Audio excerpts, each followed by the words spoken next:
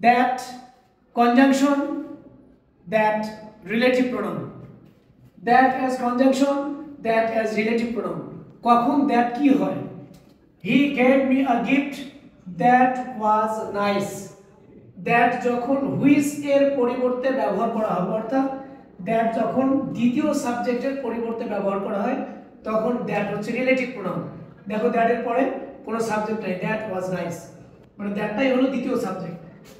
I know that he is honest, এখানে that এর পরে সাবজেক্ট আছে, তার মানে that দুটো ক্লজকে যুক্ত করেছে কিন্তু দ্বিতীয় সাবজেক্টের পরিবর্তে ব্যবহার করা হয়নি, দ্বিতীয় সাবজেক্ট আছে, এটা হলো কনজাংশন।